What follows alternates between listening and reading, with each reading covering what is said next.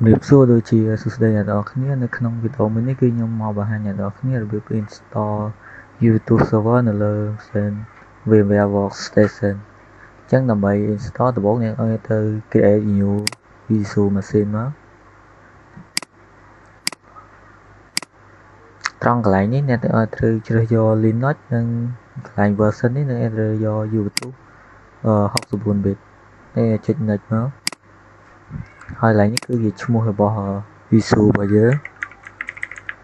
ហើយត្រង់កន្លែងនេះគឺជាទីតាំងដែលយើងត្រូវដាក់ file visual machine នេះ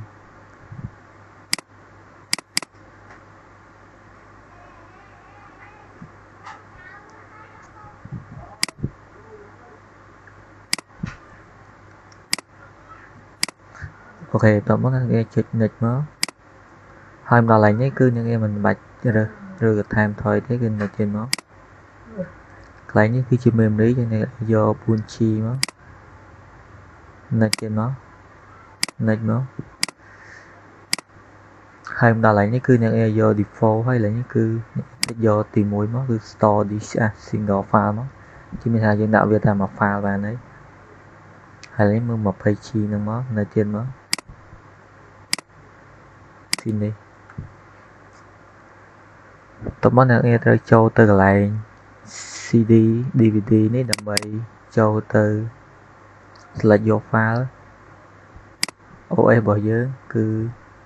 file ISO របស់យើងហ្នឹងគឺអ្នកចូលទៅ browse ហើយទៅមើល file YouTube មក YouTube នេះគឺ 4.1 នេះ open មកហើយ OK មកតោះមកអ្នកបើក machine ហ្នឹង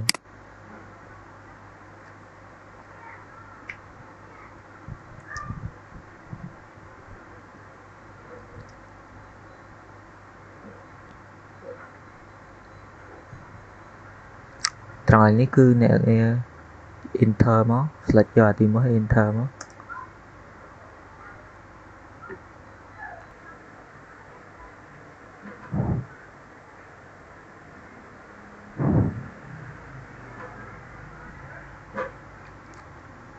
ឥឡូវនេះគឺវាពងតែដំណើរការដើរហើយអូខេចាំតិច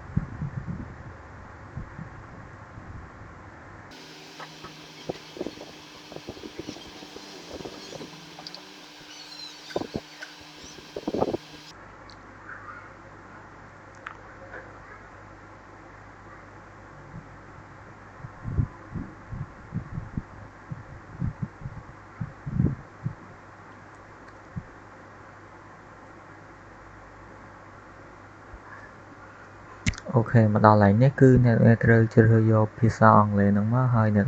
គ្នា enter មកហើយត្រង់កន្លែងនេះគឺវាមាន2ទី1គឺ update to the new install ជាមួយនឹង continue with update អញ្ចឹងកន្លែងនេះគឺអ្នកต้องឲ្យ update ទៅអញ្ចឹងវាមានអីថ្មីវា update ឲ្យហើយវាទាមទារទៅឲ្យកុងតឺនអ្នកគ្នាមានអ៊ីនធឺណិតផងដែរអញ្ចឹងយើងយកទី1ហ្នឹងមកហើយ enter ចឹងអ្នករងចាំវា update មិនតិចទៅបើអ៊ីនធឺណិតដល់ដើរលឿនវា update លឿនដែរ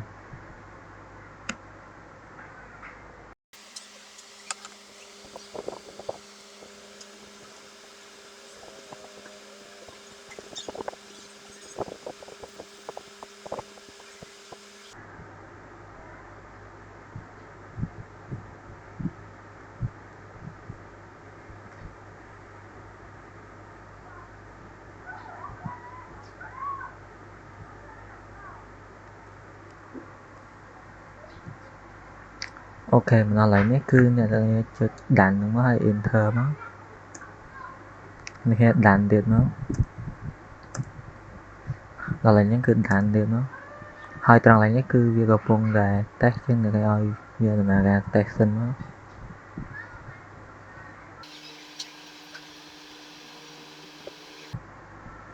អូខេមកដល់ត្រឹមកន្លែងហ្នឹងអ្នកនេះចុច enter វាទៀតមកហើយអ្នក tab វាមកដល់កន្លែងដានមកហើយ enter ទៀតមកត្រង់កន្លែងហ្នឹងគឺចុច enter មកអូខេមកដល់កន្លែងហ្នឹងអ្នកគ្នាប្រើ arrow key មកក្រោម select យក continue ហើយអ្នក enter មកអញ្ចឹងនៅត្រង់កន្លែងនេះគេឲ្យយើងដាក់ឈ្មោះរបស់ សិនមកយើងចឹងដាក់ឈ្មោះអ្នកនេះថេមកក្រៅមកដាក់ឈ្មោះដូចគ្នាទាំងអស់ក៏បានដែរ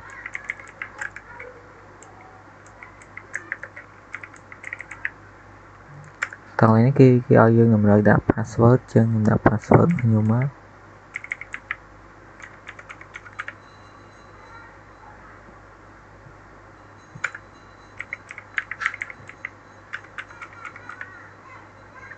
តោះមកអ្នកនេះថេមកក្រៅមកអ្នកនេះចុច enter មក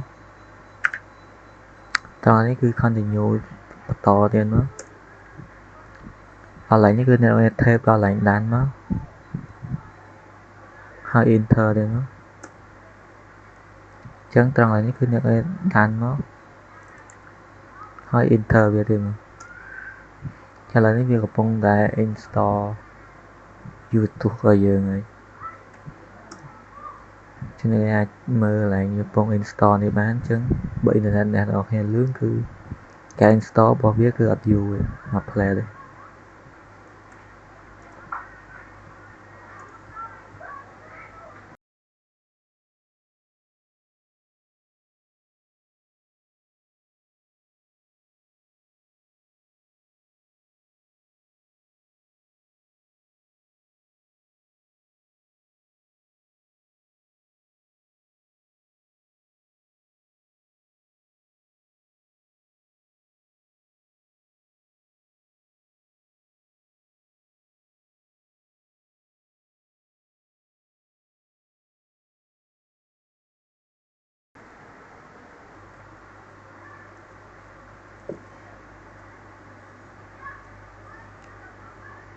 អូខេចឹងមកដល់ឡើងហ្នឹងអ្នកនរគ្នាបាន install វាសាក់សេះហើយចឹងអ្នកចុច enter ឡើង close ហ្នឹងមក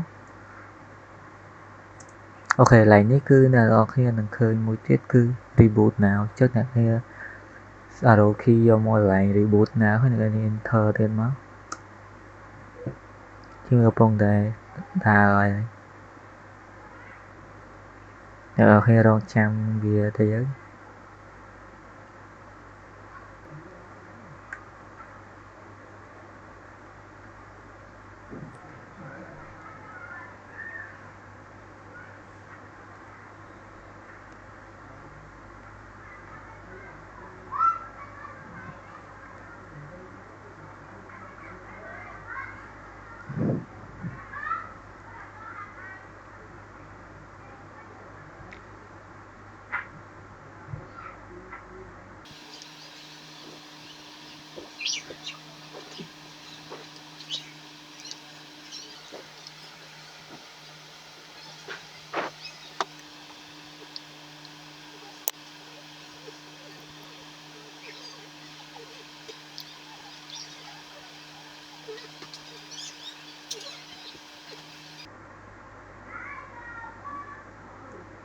អូខេមកដល់ហើយនេះគឺអ្នកនរគ្នាមានថាអ្នកនរគ្នាបាន install YouTube រួចរាល់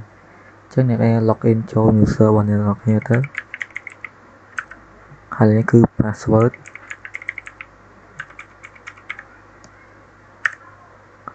ចឹងគឺកន្លែងនេះគឺយើងបាន login ចូល YouTube ណាយើង install វា success ហើយនៅចឹងដើម្បីយើង remote ចូលនៅ YouTube ហ្នឹងគឺមានន័យថាយើងអត់ប្រើនៅលើម៉ាស៊ីនហ្នឹងទេគឺយើងប្រើ software ដើម្បី remote ចូលទៅក្នុងម៉ាស៊ីន YouTube server ហ្នឹងចឹង software មួយហ្នឹងគឺមានឈ្មោះថា Putty គឺអ្នកទាំងអស់អាចចូលទៅ download បានគឺមួយនេះគឺអ្នកអាចចូលទៅ download នៅ software មួយហ្នឹងដើម្បីយកមក remote ចូលទៅក្នុង YouTube server យើងរបស់ខ្ញុំមានហើយចឹងខ្ញុំគ្រាន់តែបើកទៅ Putty មួយហ្នឹងហើយបន្ទាប់មកគឺយើងទៅយក IP របស់ម៉ាស៊ីន YouTube របស់យើងហ្នឹងចឹងដើម្បីចូលទៅយក IP បានអ្នកយកវាយ IP ADDR មកហើយ enter មកគឺនឹងឃើញ IP របស់ម៉ាស៊ីនរបស់យើងហើយចឹង IP របស់ខ្ញុំគឺ 192.168.220.140 អូខេឥឡូវអ្នកនរគ្នាទៅបើក Putty មកដែលអ្នកគេបាន install ហ្នឹង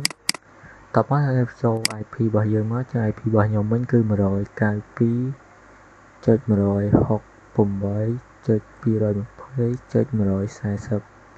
ហើយខ្ញុំដាក់ឈ្មោះវាមកពីបន្ទាប់មកចុច save មកចឹងឥឡូវនេះខ្ញុំ load វាមកចឹងខ្ញុំ open ចឹងវា load មកបែបនេះចុច accept មកចឹងកន្លែងនេះគឺយើងអាច login ចូលបានហើយចូល password ចូលមក